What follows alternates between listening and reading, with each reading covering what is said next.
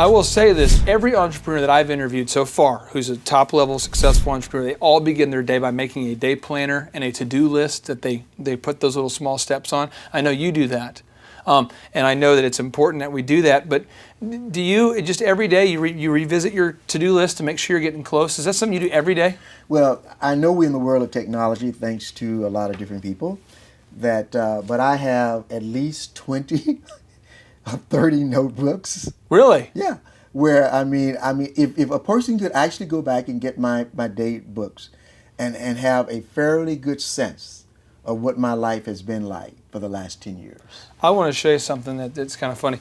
This right here, this is my shelf of books.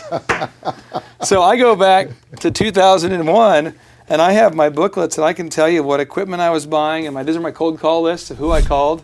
I cross them out. And I have met a ton of entrepreneurs. Now again, this is the difference between the successful entrepreneur and somebody who's a bystander, like you mentioned, but we all tend to write down our goals and dreams. Because the writing down literally puts you in the frame of mind that action is required. If you don't write it down, it slips out of your head and you can blame it on, I forgot it. Oh, I forgot.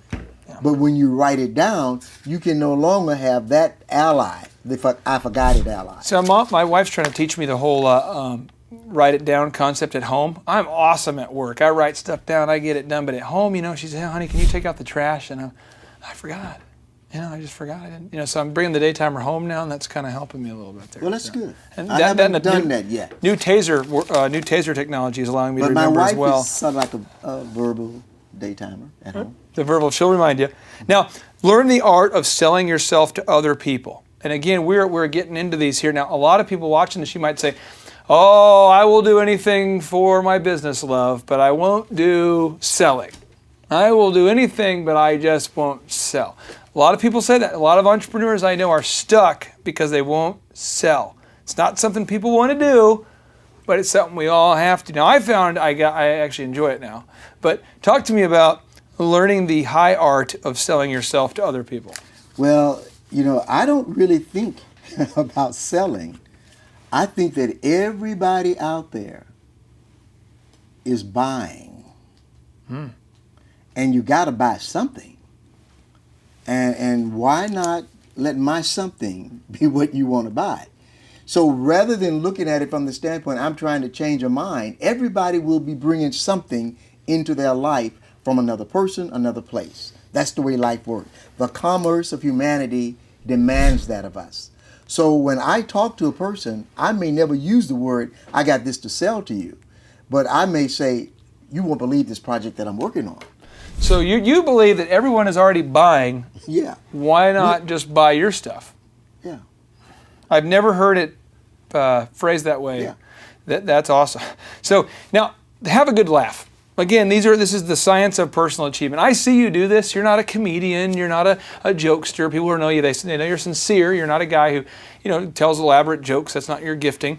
But you do have a little bit of a sense of humor about things. I mean, when things get bad, you kind of can laugh it off sometimes. Talk to me about why it's important to have a good laugh, even though we're all focused and so driven. Laughing is a great medicine. It really, I think even medical science has come to the table, giving us reason to believe that laughter is great medicine and is good for our internal lives. It makes for better relationships because what it does, in my opinion, it releases tension. It helps you to focus on something outside of a problem. It's something it's like looking at a flower. There's a guy, I think it was a 13th century poet named Rumi. From Afghanistan.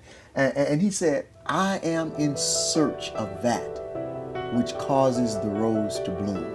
And I love that because he may never find it, but he's looking for that wonderful thing that's out. And that's what laughter is. You can't bottle laughter.